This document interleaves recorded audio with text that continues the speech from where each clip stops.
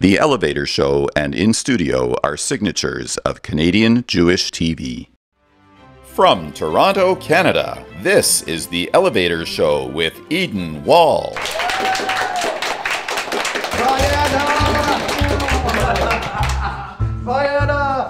Welcome everybody to The Elevator Show. We're very excited because we're taking the talk variety genre from the studio and to the elevator of all places.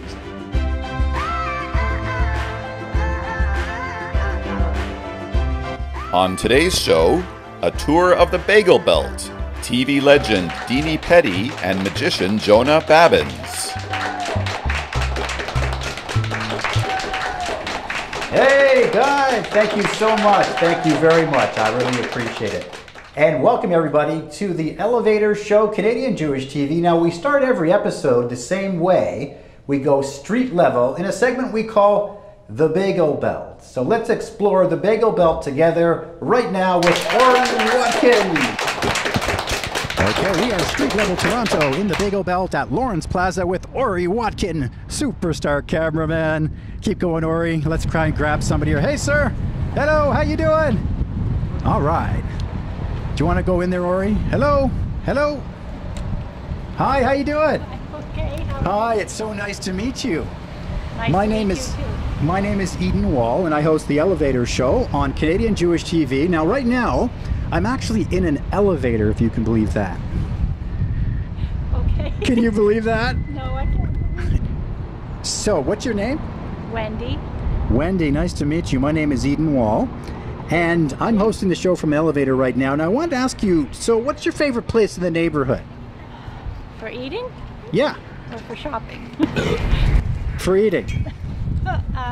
Sir, wait, whoa, hello. This guy just burped on our camera shot?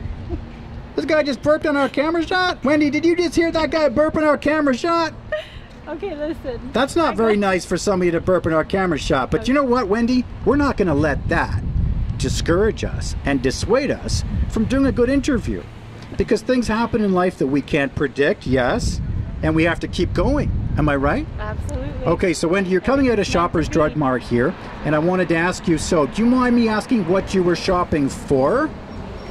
Or is that personal? No, lactate actually. It's very Lactate? Connected to your question. Lactate pills so we can go to a dairy restaurant. My husband doesn't do great with dairy, but we're on So our he's way to a okay, dairy wait a minute, this is good. So your husband is lactose intolerant. Right. You are lactose intolerant or just a little bit? Not at all. Not at all. Now, is your husband, I do a little bit of a personality analysis here. This is my Jewish intuition now. So he's lactose intolerant. Now, he's probably a very sensitive person about a lot of things, I would imagine. Is that true? Let's talk about restaurants. Let's not get personal. Okay, no problem, no problem. So, No, he's the reason I was going to say that is Yes. because I'm also lactose intolerant. I'm also very sensitive to many things, so many allergies, so many sensitivities to weather and the environment. It's a miracle I got out of the house. What do you think is the secret to Jewish survival? Because I'm asking that question to my friends in the last few weeks, and I'm curious what the answer is. Everyone's got a different answer. Do you ever think about that? It's a very mysterious thing. What would your answer be, Wendy? Or do you want me? Having a relationship with Hashem. Hmm? If you have a relationship with Hashem, then you're guaranteeing survival. What would you say to those who say, well, Hashem, where was he when I really needed him? You can't start asking me these kind of questions because we said this would be quick. Yeah. And these Okay. questions I'm just going to leave you with that quick. That's true. But Judaism gives good answers to those questions. In maybe You're a few open-minded. sentences. I know this is challenging. I know I got you on the spot. You do. But to somebody who says, well, you know, when I was in a car accident, you know, and I lost everything, where was Hashem? To this you would say, and I will give you my answer. Story. I love There stories. was a man in a flood, and the flood waters were up to his knees, and he said, God help me, God help me. And God sent the EMS to pick him up. He said, no, no, no, Hashem will help me. Then the flood waters came up to his shoulders, and God sent a boat. A boat came to pick him up. And he said, don't worry, don't worry. Then he was up on his roof and the helicopter came and he wouldn't get on. He said, don't worry, Hashem will help me. Wait a minute. This is not fair. It's okay, it's okay. So then he went up to Shemaim and said, I waited for you. Where were you? Why didn't you help me? And he said, I sent you the driver, I sent you the boat, and I sent you the helicopter. You didn't find me. You didn't see me in it. But I was there to help. So many times in life, you know, he does show up in ways that we turned a blind eye to and we turn a deaf ear to. Right. It's a wonderful story. I'm happy that you gave that message here today. Sorry for taking your time, and healthy, happy, and prosperous may you be, and your husband and your entire family. Amen. Okay, thank you so much. Okay. Wendy, take care.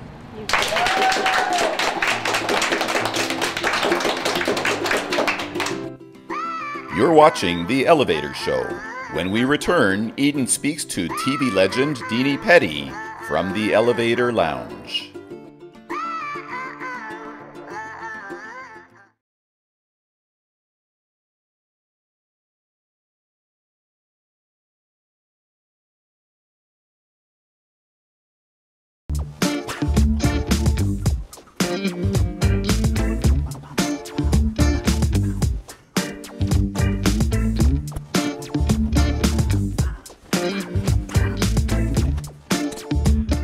From an undisclosed high-rise in Toronto, Canada, this is The Elevator Show.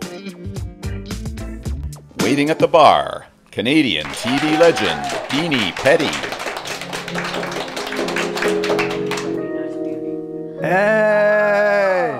Look at who it is. It's been a while. Look at who it is. You Nice finally to showed see you. up. I've been waiting Nice all to these see years. you. Can I have this dance, please? Of course, my friend.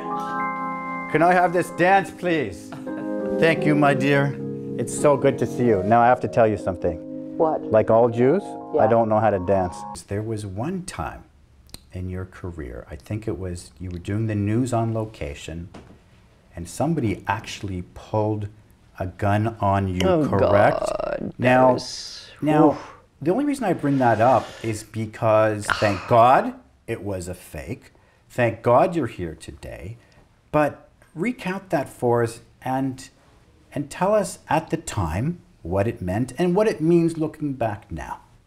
I had two small children, so I'm down anchoring the 5 o'clock news, Hadassah Bazaar, bazillions of people. Good tie-in. And we're getting ready for the show. We got a signal, cables laid between the aisle, and a very handsome man in a beautiful gray suit, dark curly hair, really good looking, white shirt, purple tie with purple. You still see him. Oh, please. With crystal clarity, isn't it interesting? He walked up and he got this close and he said, "Are you Dini Petty?" And when I nodded in the affirmative, he took the gun from his jacket and pointed it at my chest. We're this close. The next picture in my memory is I'm not in the automotive building. I am standing on the edge of a rocky cliff. There is a black void in front of me. And I know beyond question, I am going into this void. And the only question on my mind is, how will this happen? Will I float into this? Will I walk into this? I don't think about the kids. My life doesn't flash in front of me. And if I go to that moment, which I've done many times, I swear I could feel a slight breeze. Obviously, I was in shock because it seemed to me I was on that cliff a long time. And then I heard the man laugh and say, "Hey, it's not a real gun." And the next picture, I'm back in the automotive building. I'm screaming obscenities.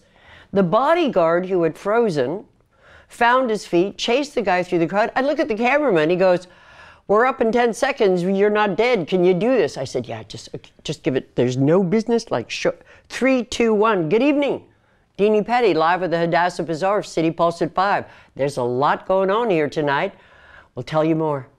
Meanwhile, on the entertainment scene, and this is how I ended my one-woman show. You've just heard Dini Petty's one-woman show, A Broad View, and I walk off the stage and the audience is like, "What did she just say?" I just screw their heads. But yeah, no, that. And so I went home. I got 2 kids. My parents are there. What am I going to tell them? A guy pulled a gun on your mom? You just forget it. You file it away and you go on.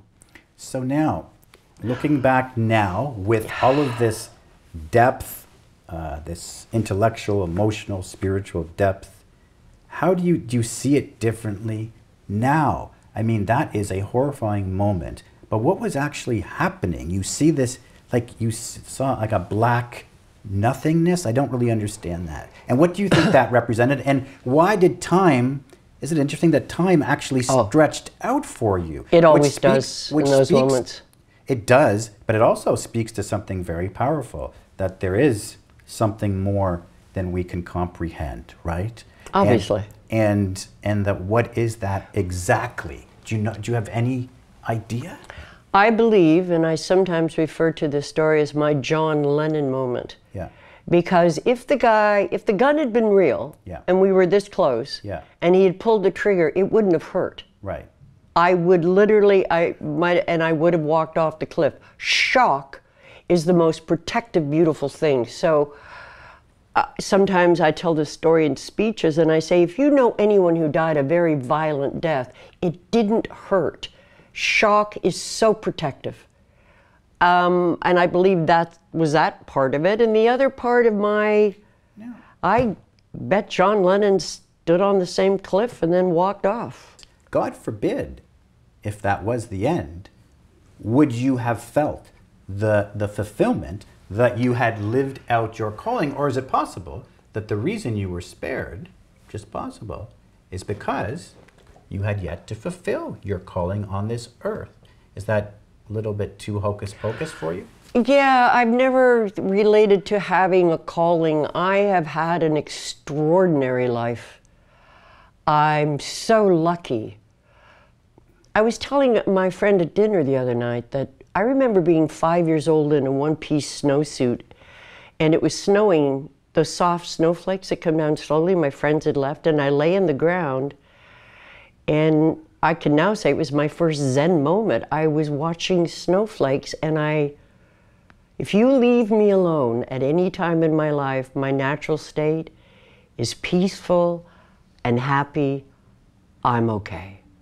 That's a gift from whatever. What was the time in your life when you were genuinely, even if momentarily, very unhappy? Oh, I think of husbands' marriages. I mean, how did I know you were going to go there? No, Dini? please. If every woman should read Women Who Run with the Wolves, and the opening statement is women are naive. I was naive. I believed in Walt Disney. I believed everything you told me. I believed my prince would come. I believed it was all going to work out. I believed every song. And then I learned, and then I learned, and then I learned that it isn't a fairy. Women are naive. People lie. Relationships change. Be kind. There are cheaters and liars and thieves, even beyond predators and sex addicts and insane people. Did anybody ever talk to you about that when you were a little girl? Just be nice so everybody will like you, and be polite. It's all going to be fine, said Mr. Disney. I'm like the anti-Walt Disney. Tell your children the truth, for heaven's sake. When the elevator show returns, magician Jonah Babbins risks his life on the 17th floor.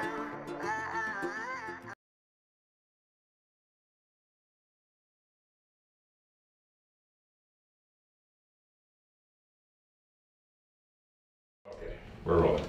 Oh, it's great to see you, man. So, yeah, don't be nervous. The crowd is going to love you. Good. Everyone loves Good. you. I'm very excited. I've never performed in an elevator. Usually I just fart in an elevator and blame it on. Well, you can fart and perform. Why not? At the same time? Sure. Oh my gosh. Make sure the mic's in the right place.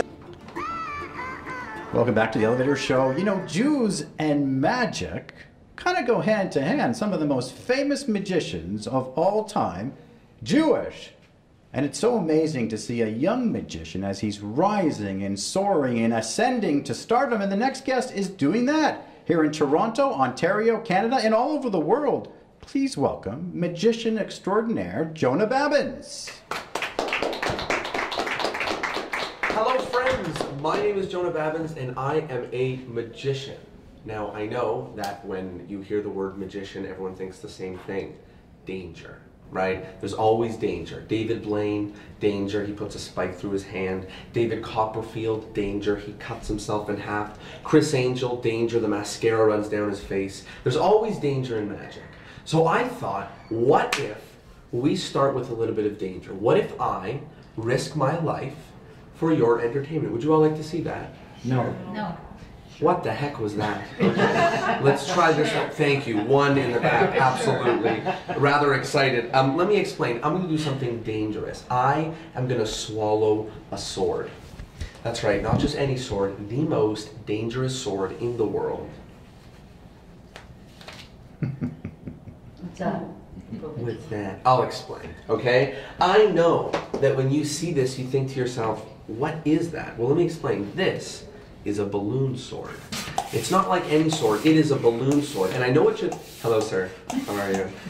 Hi. I know what you're thinking. You're thinking to yourself, a balloon sword, that couldn't possibly be as dangerous as a real sword. But think about it. If I was eating a real sword, I would just put it in, take it out, no problem.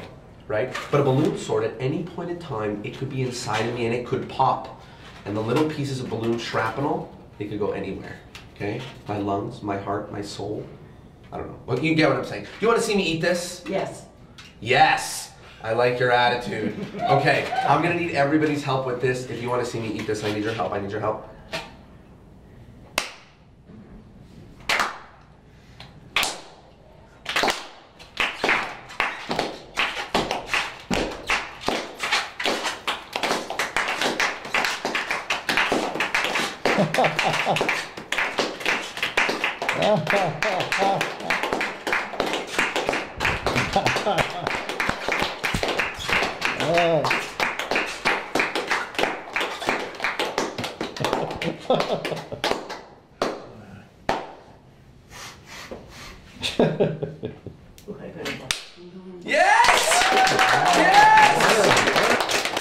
The Elevator Show was created by Ieden Wall.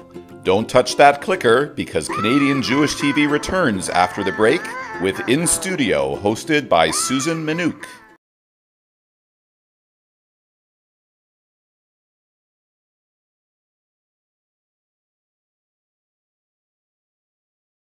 From Studio 18 in Toronto, Ontario, Canada, this is In Studio with Susan Minuk. On December 29th, 2017, my next guest was appointed a member of the Order of Canada by Julie Payette, Governor General of Canada. He launched the careers of international comedy stars like Jim Carrey, Howie Mandel, Russell Peters, and Norm Macdonald. A comedian, author, producer, mogul, entrepreneur, and a true Canadian legend. Please welcome Mark Breslin.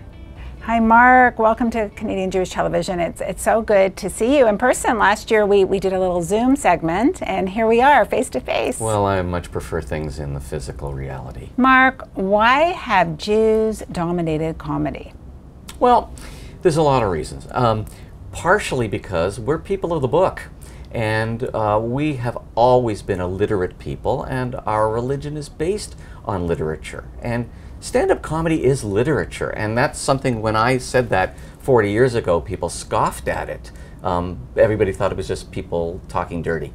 But it's not. It's actually real stories and opinions, and it's well structured, just like literature. And that's one of the reasons I think that Jews have dominated it so much. There's another reason, of course, I think, and that is that, you know, if you go back as far as the Talmud always used the minority opinion. It's the only religion I know, Judaism is the only religion I know that actually encodes the minority opinion on some topic. And that's what comedy is all about. It's the minority opinion. And the other reason is, you know, there was a time when Jews couldn't go to medical school. They couldn't go to law school. There were quotas. There were no quotas in show business. Show business has always been very Jewish and dominated by Jews. And that's another reason that there were so many Jews in comedy. So if Woody Allen was the most influential comic of the last century, who will be the Jewish comic of the next century?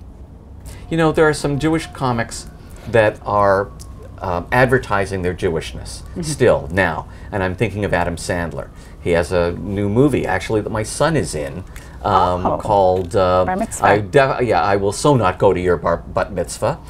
He had that Hanukkah movie. That's quite unusual. So there's him. There's also Sarah Silverman, who's been very, very involved in Jewish jokes and Jewish material. Those are two that I'm thinking of right now. Mark, we need to speak about the Will Smith incident. How has it changed the game? It hasn't changed the game at all. I mean, these were two millionaires duking it out. I feel sorry for Chris Rock having to, be slapped, but he didn't die. I think more is made of this than really needs to be made of this. Will Smith clearly needs some kind of anger management, therapy of some sort, and it really probably says a lot about his own relationship with his wife, that he felt the need to slug somebody to defend her honor. I wonder if she really wanted that at that time. But I don't think it's as big a deal as so many people are making it out to be. I really don't. So I have a hypothetical for you. You are sitting in your VIP booth at Yuck Yucks and a patron rushes the stage and physically assaults one of your comics. How do you react, and has there been a situation like this before?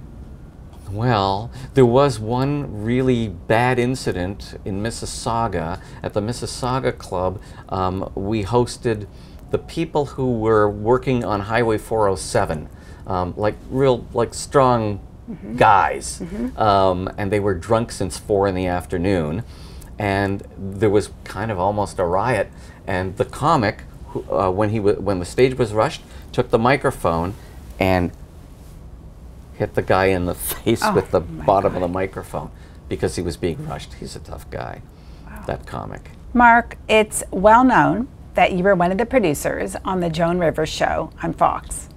What drew you to Joan, and what drew her to you? I had a very good relationship with her. I not only worked on her show in California, I also was brought back to work on her show in New York, which was the afternoons show. That wasn't as good an experience for me because it wasn't really an entertainment show. It was more of a, this person lost their spouse's life in a fire, and we're going to talk to them now. That's not my kind of thing. I like pure entertainment. But I had such a good relationship with her. She even brought me back to work on a show I wasn't even right for. Oh, wow. So what was it, though, that drew you to Joan and her to you? Nothing drew me to her. It was what drew her to me. When I got the call from Joan asking me to come down and interview for the position, I'd never talked to her before. I had never met her before. And in fact, when somebody said, Mark, Joan Rivers is on the line, I thought it was a joke. Oh. I thought somebody was pranking me. I thought somebody was doing a Joan Rivers impression. But that turned out to not be true. It was Joan. So, what do you miss about Joan? Well, I miss her wit. I miss her honesty. She's a very honest person. And in a world in show business, which is not really filled with honesty, it's in short supply. And so you miss that. And I miss the way she treated people. She treated people very well. She was not aloof, and she was not overbearing on people that she worked with. She treated her staff beautifully. Absolutely. Well, thank you so much, Mark, for being here on CJTV and chatting with me. I really appreciate it. Oh, you're welcome. You're watching In Studio with Susan Minuk.